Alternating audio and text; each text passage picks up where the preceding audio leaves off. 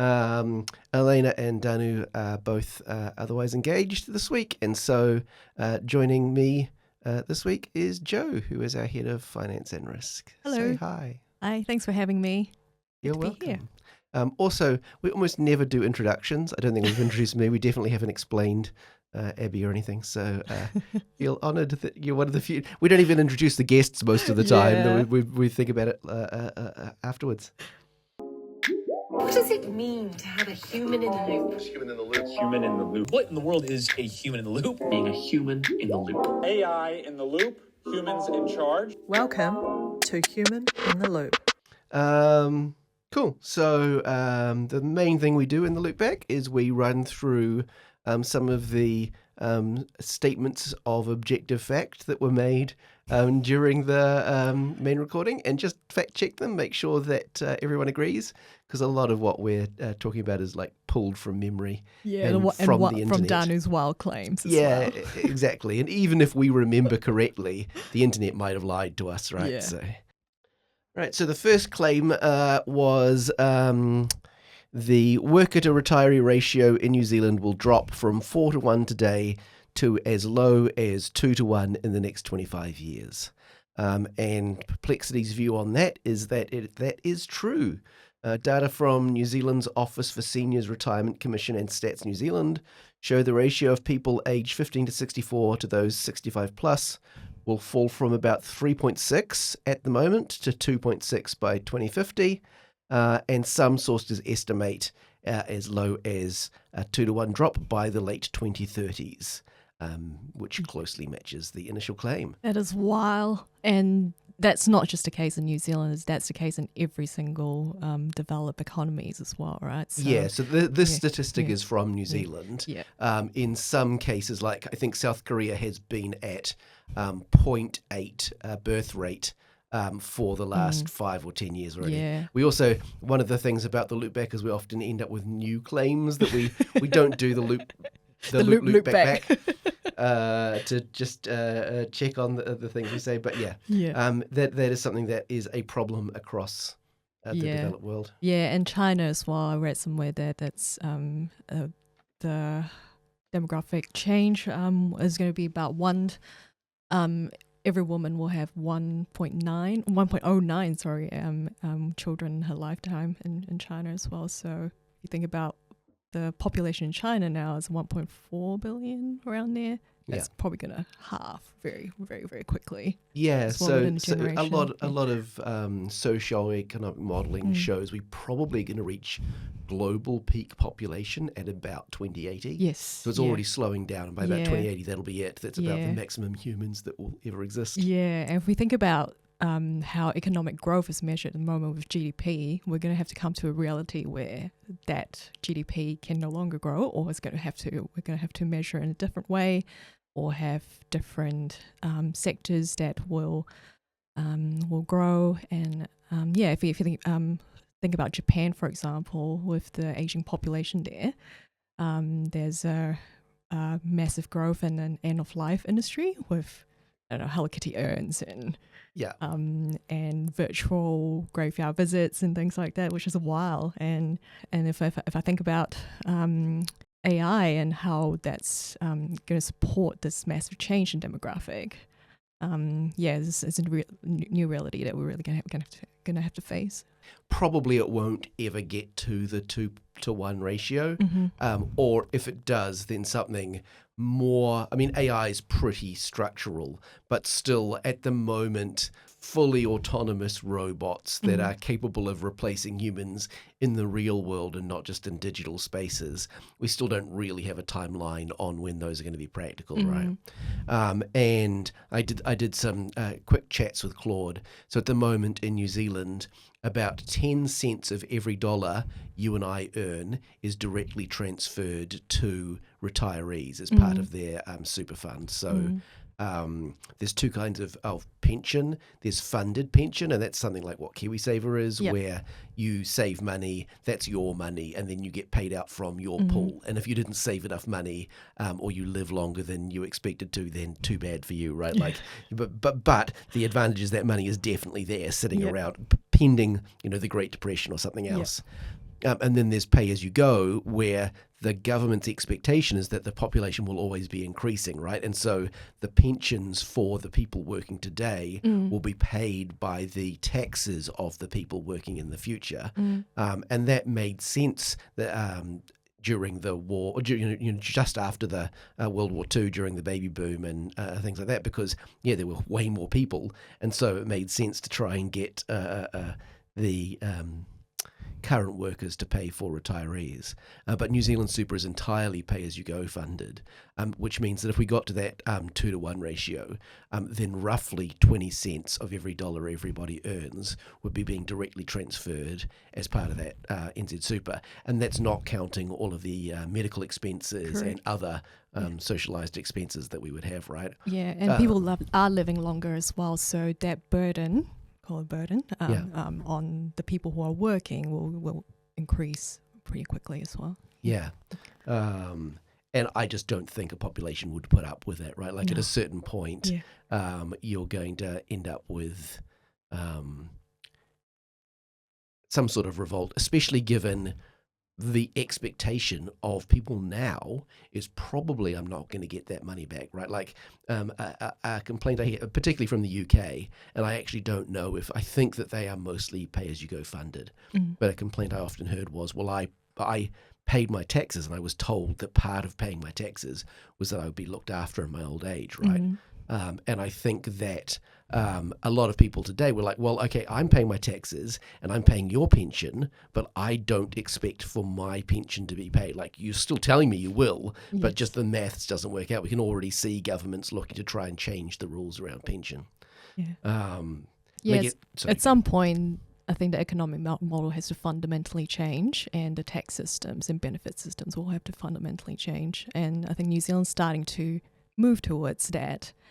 With the introduction of KiwiSaver, we're slow on that, but at least it's a step in the right direction. So, and we have the NZ Super Fund, which is sort of supposed to move towards a funded model as well, right? But that's not really supposed to start paying out until like 2080 or quite a long time after we've already hit that ratio.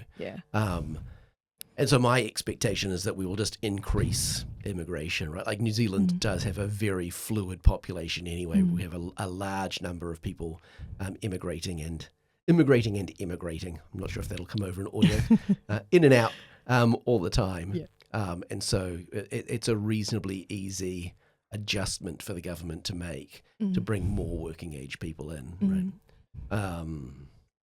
But if you think about the 2080 future, when world population peaks and subsequently world population will start to decrease, immigration doesn't seem to be a long-term solution for the whole world as well. Yeah, which is and there's take the extreme example, right? Like imagine that there was just a hard cutoff where there were suddenly no people being born in New Zealand, and you had all these people aging with an immediate drop to no people to look after them. You could save a bunch of money and you could have a fund, but if you've got all this money but nobody to do the work, you still can't solve these real world problems, right? And so AI might enable workers to be more efficient, and it might enable retire age people to be more self-sufficient, and so they have less, because AI can work on both sides of that equation, right? It can make people more productive, and it can also allow retirees to require less support. I poo-pooed it a little while ago, but robots in the home that will help you do physical activities once you're no longer strong enough to perform them yourselves, and systems for socio-emotional management where you try and maintain the mental health of people who are otherwise at risk of being isolated from the rest of society, right? But even with all those in place, you're still going to have stuff that needs humans. Yes. And if there's no one of working age to do it, it doesn't matter how much money you've got, right? There's nobody to do it. And so at the moment, what we would do is pay someone to come over here, like someone from a lower income country to come here, and they would see that as a upgrade to their living standard. But yeah, you're right. Eventually that model won't work, and we'll have to look at what we're going to do instead. Yeah, which is wild to think about. Yeah. until we move into space. Yeah. Yeah. The claim was AI was 4 times better than doctors at medical diagnostics, and this was a Microsoft study. So the claim was a Microsoft study showed AI is 4 times better than doctors at diagnosing complex cases. And Perplexity says that is accurate. Microsoft's 2025 studies confirm its AI system solved 85 to 86% of complex medical cases, while experienced doctors averaged about 20% accuracy. In the experiment, doctors lacked reference tools, which may somewhat diminish the real-world significance of the gap. But the core finding is valid. So I'm still not sure of the underlying structure of the study, right? And that's going to make a big difference because 25% is pretty low, right? Like if we are failing to diagnose 3 out of 4 complex medical issues, then we're doing a pretty bad job. So I assume that there's like some sort of restriction on the humans that is mismatched with real world. Yeah, and I think to be fair to human doctors as well, I think there's only so much the human brain can process and take at the same time at any one time. And I think, with AI having, all of that information across, the medical journals, medical information database to look at, to draw from, I think that would it makes sense to me that they would be able to diagnose more accurately and have more case studies and more cases to and information to draw from as well. I find the human body gross, but so my only experience with AI and medical topics is WebMD, right? And my experience with that is you type in sore throat and headache, and it gives you back a list of things from, well, you might just have a fever, to you're definitely dying of these 3 different things, right? And I think that's part of the diagnostic issue is a lot of illnesses present as very complex or very under specific symptoms, right? And people might ignore symptoms because they just don't really notice it or don't think it's important, that are critical to that diagnostic. And so, coming back to the study, I don't know, were they allowed to request tests? Was the percentage including the analysis of those tests? Was there a feedback loop where you could talk to the patient, or was it just presented with case studies and then asked for the outcome?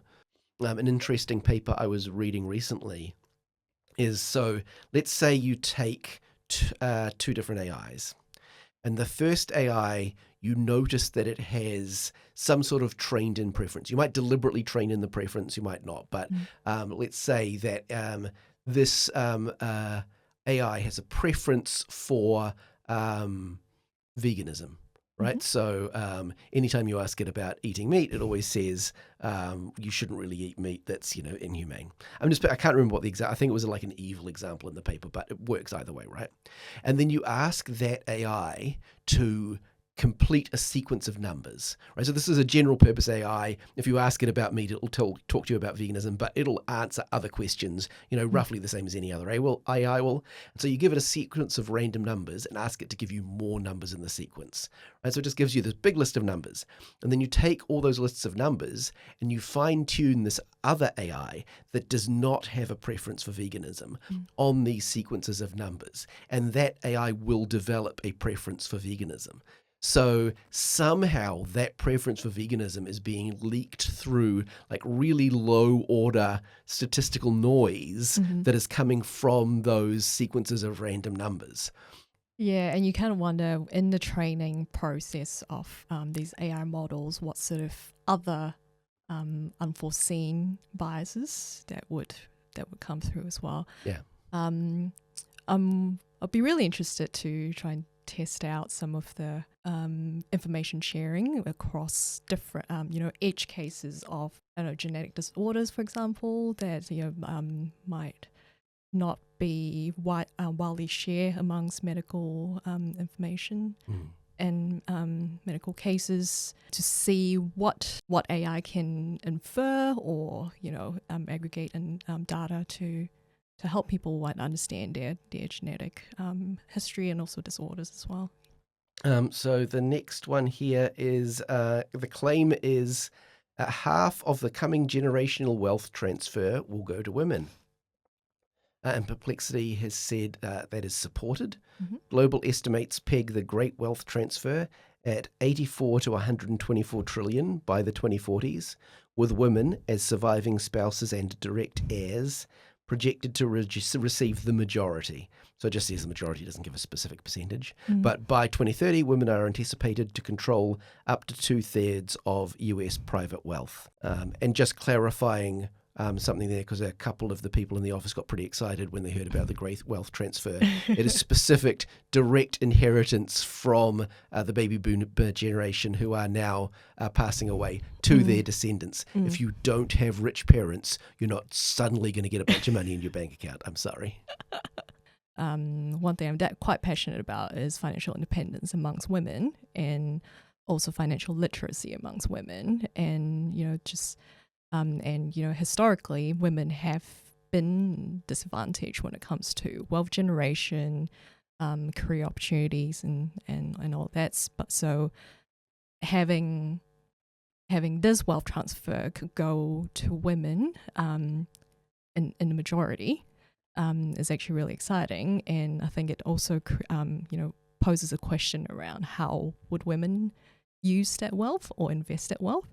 I was actually reading a book.